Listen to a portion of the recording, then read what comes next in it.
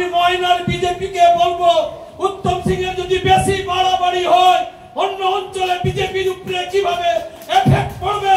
শাহজাহান আলী বেঁচে আছে, এখনো মরে যায়নি, 7 বার জিতেছি। কয়েকদিন আগে বিজেপি বারে বারে প্রতিদিন একটি জেলা পরিষদের মেম্বার আছে যে হচ্ছে মার্ডার আসামি, বসুদেব মার্ডার করেছিল সে বাচ্চাতে, তার নামে 40টা কেস আছে। সে আমাদেরকে বারে বারে বলে এনআইএ কে দিয়ে ধরিয়ে দিব।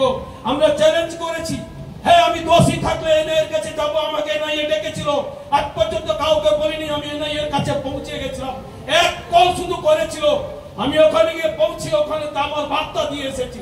আমি যদি দোষী হই অবশ্যই আমি অ্যারেস্ট হব। ওই উত্তম সিং বলবে আমি অ্যারেস্ট হব। উত্তম সিং একজন মার্ডার আসামি, একজন চিটিংবাজ, একজন জালিয়াতি, পুরো বাচ্চাটাকে জ্বালিয়ে খাচ্ছে, ওর হিসেব হবে। ভয় করবেননি, ওর হিসেব হবে।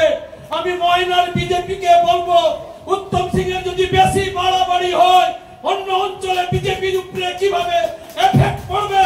শাহজাহান আলী বেঁচে আছে, এখনো মরে যায়নি, 7 বার জিতেছি। আমি জিততে জানি, আর আমি ওদেরকে জব্দ করতে জানি, আর আমি ময়নার উন্নয়ন করতে জানি, আর ময়নার ভালোবাসা মানুষকে দিতে আমি জানি। কয়েকটা বিজেপির চেয়ারম্যান এসে বাচ্চায় ভাবছে যে কি আমরা পুরো ময়না দখল করে নিয়েছি, আর আমাদের লোকেরা ভয় আছে। ওখানে ভয় আছে, ঠিক আছে, বাকি আর কোথায় গজিনা ফিনিশ হয়ে গেছে। আপনাদেরকে আমি দায়িত্ব নিয়ে বলছি, খুব তাড়াতাড়ি গজিনা পঞ্চায়েত শেষ ঠিক চলে যাবে। গজিনা আর নেই। গজিনায় বিজেপি নিজেরা মারপিট শুরু করে দিয়েছে।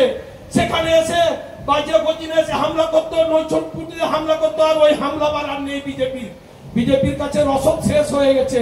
এরা হচ্ছে দাঙ্গাবাজ, মাটি মাফিয়া।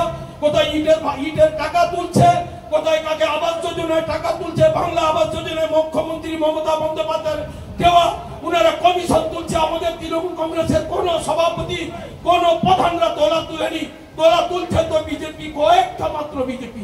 তাদের জন্য আমাদেরকে লড়াই করতে হবে। আমরা যদি লড়াই না করি, আমরা যদি পিছিয়ে যাই, আগামী দিনে আমাদেরকে আরো বেশি ঘেরবে। আমি আপনাদের পাশে আছি। আমি টিকিটের জন্য আসিনি এখানে যে আমাকে বিধানসভার টিকিট দিতে হবে, আমাকে পঞ্চায়েত সমিতির টিকিট দিতে হবে। আমি আছি মমতা বন্দ্যোপাধ্যায় আর অভিষেক বন্দ্যোপাধ্যায় দেখে দলে আসি, দলে থাকবো, দলের জন্য যা করার জন্য আমি করব। অন্যায় করলে নিশ্চয়ই দোষ স্বীকার করব, কিন্তু ওই বিজেপির কাছে নত স্বীকার করতে আসিনি।